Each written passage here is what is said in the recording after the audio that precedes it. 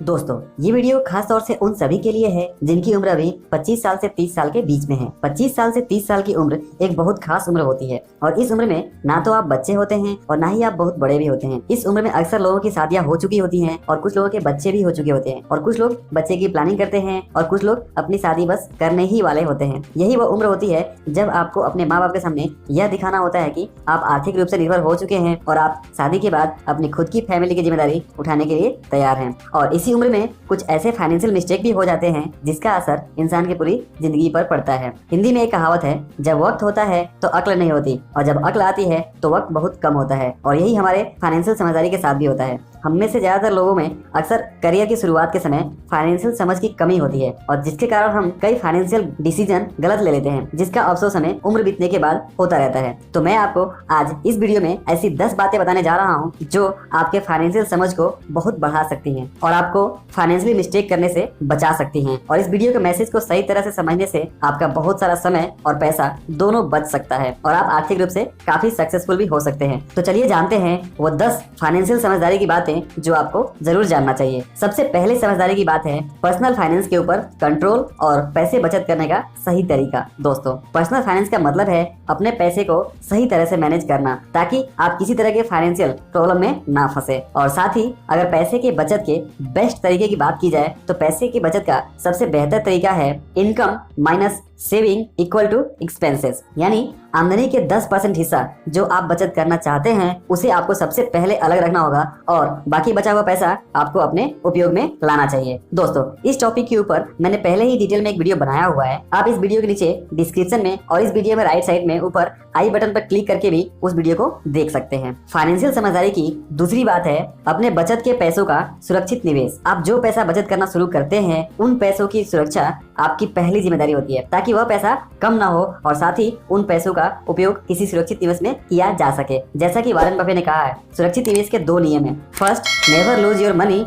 Second, always remember rule number 1। और इसलिए आपको अपने बचत के पैसे का सुरक्षित निवेश करना आपकी दूसरी सबसे बड़ी फाइनेंशियल समझदारी है। और इसके बाद तीसरी फाइनेंशियल समझदारी है पावर ऑफ कंपाउंडिंग को समझना। दोस्तों, पावर ऑफ कंपाउंडिंग को दुनिया का 8वां अजूबा कहा जाता है। फाइनेंस की दुनिया में इस नियम को समझने के बाद ही आप एक अच्छे निवेशक बन सकते हैं। पावर ऑफ कंपाउंडिंग में समय सबसे ज्यादा महत्वपूर्ण होता है और इसलिए करियर की शुरुआत में जब आपको पावर ऑफ कंपाउंडिंग का महत्व पता होता है तो आप इसका उपयोग लंबे समय में करके बहुत सारा धन बना सकते हैं। जैसे मान लीजिए आज आपकी उम्र 25 साल है और आप 60 साल की उम्र में रिटायर होना चाहते हैं तो आपके पास 35 साल का समय है और आप इस 35 साल में अगर हर महीने 2000 रुपए का निवेश शुरू करते हैं जिसमें आपको 15% का कंपाउंडिंग लाभ मिल जाता है तो 35 साल बाद यानी जब आपकी उम्र 60 साल की हो जाएगी तो आपका ये हर महीने 2000 रुपए का जमा रकम 15% CAGR लाभ से हो जाएगा 2,28,29,000। देखा आपने, सिर्फ 2000 रुपए की रकम भी आपको 2,28,29,000 रुपए दे सकती है। तो दोस्तों, कंपाउंडिंग का लाभ उठाने के लिए आपको लंबे समय के लिए निवेश करना होता है, जैसा हमने इस एग्जांपल में देखा। पावर ऑफ कंपाउंडिंग के ऊपर मैंने पहले ही डिटेल में एक वीडियो बनाया हुआ है। आप उस वीडियो को नीचे दिए गए डिस्क्रिप्शन और इस वीडियो में राइट साइड ऊपर आई बटन पर क्लिक करके भी देख सकते हैं। और अब चौथी फाइनेंशियल समझदारी है अलग अलग इनकम टाइप को समझना। दोस्तों, हमें स्कूल में और बचपन से एक ही चीज सिखाया जाता है, पैसे कमाने के लिए काम करना पड़ता है, मेहनत करना पड़ता है। जबकि दुनिया में 3 तरह के इनकम होते हैं। एक्टिव इनकम, जिसके लिए आपको एक्टिव रूप से काम करना पड़ता है जैसे नौकरी या सिंगल हैंडल व्यापार। और दूसरा इनकम होता है पैसिव इनकम। इस इनकम के लिए आपको काम नहीं करना पड़ता है बल्कि आपने जो सिस्टम बनाया होता है वो सिस्टम काम करता है और आपको बैठे बिठाए पैसे देता है। जैसे किराए से मिलने वाला इनकम, किताब लिखने से मिलने वाली रॉयल्टी, एफिलिएट मार्केटिंग और इंटरनेट वेबसाइट ब्लॉग से होने वाला इनकम और ऐसे बिजनेस से होने वाला इनकम जहां आपका होना जरूरी ना हो, उसे पैसिव इनकम कहा जाता है। और तीसरा होता है पोर्टफोलियो इनकम, जो आपको अलग अलग तरह के निवेशों से प्राप्त होता है जैसे स्टॉक, बॉन्ड, म्यूचुअल फंड या फिक्स डिपॉजिट से होने वाला इनकम। इनकम कितने तरह के होते हैं और अमीर बनने के लिए आपको कौन सा इनकम चाहिए, इसके बारे में मैंने पहले ही एक डिटेल में वीडियो बनाया हुआ है।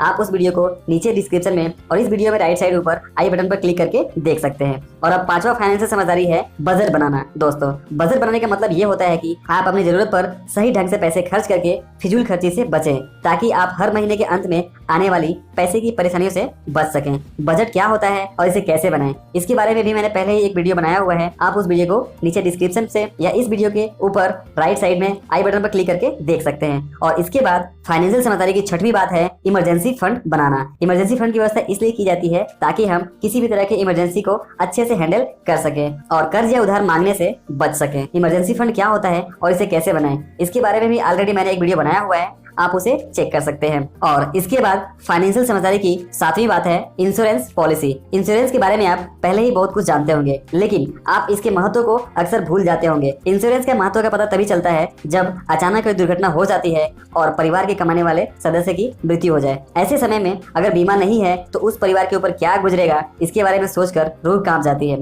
दोस्तों ध्यान दीजिए, बीमा कोई निवेश नहीं होता और इसलिए आपको किसी भी तरह के जान माल के नुकसान से बचने के लिए बीमा जरूर करना चाहिए। और बीमा का सबसे शुद्ध रूप है टर्म प्लान। और इसलिए जब भी आप कोई जीवन बीमा लें तो ये सुनिश्चित कर लें कि आपने टर्म प्लान ही लिया हुआ है। इसके अलावा पूरे परिवार के लिए हेल्थ बीमा पॉलिसी लेना भी बहुत जरूरी होता है, क्योंकि आजकल हॉस्पिटल के खर्च बहुत ही ज्यादा हो चुके हैं और ऐसे में हेल्थ की कोई समस्या आपके परिवार का पूरा बजट बिगाड़ सकती है। इसलिए टर्म प्लान बीमा के साथ साथ हेल्थ प्लान भी जरूर लें। बीमा के बारे में एक और खास बात जो आपको ध्यान में रखना चाहिए, बीमा जितनी कम उम्र में लिया जाता है इसकी फीस यानी प्रीमियम उतना ही कम होता है और इसलिए करियर की शुरुआत में ही बीमा की सुरक्षा ले लेना आपके लिए बहुत ही ज्यादा फायदेमंद साबित हो सकता है। याद रखिए, बीमा की जब जरूरत होती है तब इसे नहीं लिया जा सकता, इसलिए आपको समय रहते हुए बीमा ले लेनी चाहिए। इसके बाद फाइनेंशियल समझदारी की आठवीं बात है अच्छे कर्ज और बुरे कर्ज की समझ। दोस्तों कर्ज लेना अच्छी बात नहीं मानी जाती, लेकिन कर्ज हमेशा बुरा नहीं होता है। कर्ज दो तरह के होते हैं, एक अच्छा कर्ज और एक बुरा कर्ज। अच्छे और बुरे कर्ज में सबसे बड़ा फर्क यह होता है कि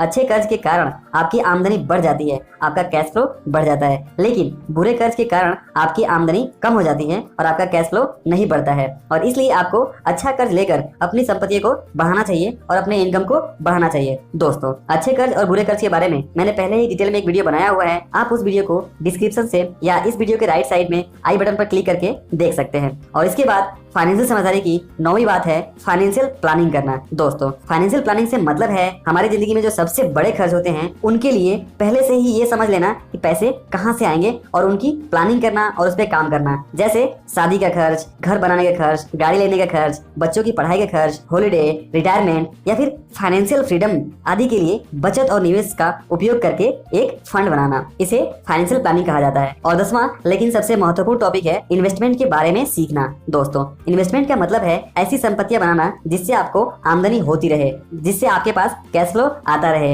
इन्वेस्टमेंट एक बहुत बड़ा सब्जेक्ट है जिसमें आप पैसे से पैसे बनाना सीखते हैं। अगर आप कम उम्र से इन्वेस्टमेंट के बारे में सीखना और समझना शुरू कर देते हैं तो उम्र बढ़ने के साथ साथ आपका ज्ञान, अनुभव और कॉन्फिडेंस बहुत बढ़ जाता है और फिर आप बहुत ही आसानी से पैसा बना सकते हैं। तो दोस्तों ये थी वो 10 फाइनेंशियल समझदारी की बातें जो हर इंसान के लिए महत्वपूर्ण है। आशा करता हूँ आपको ये वीडियो जरूर पसंद आया होगा। अगर वीडियो पसंद आया तो इस वीडियो को लाइक और शेयर जरूर करें। आपके लाइक करने से समझ आता है कि आपको वीडियो पसंद आया है और मैं आपके लिए ऐसे ही इंपॉर्टेंट फाइनेंशियल टॉपिक के ऊपर वीडियो लाता रहूं। और साथ ही इस वीडियो के बारे में अपने सवाल या कमेंट को जरूर लिखिए, मैं आपके सवालों का जवाब देने की जरूर कोशिश करूंगा। और अगर आप इस चैनल पे नए हैं तो फाइनेंशियल एजुकेशन, इन्वेस्टमेंट और पर्सनल फाइनेंस के वीडियो देखने के लिए इस चैनल को जरूर सब्सक्राइब करें। और एंड में थैंक्स फॉर वॉचिंग।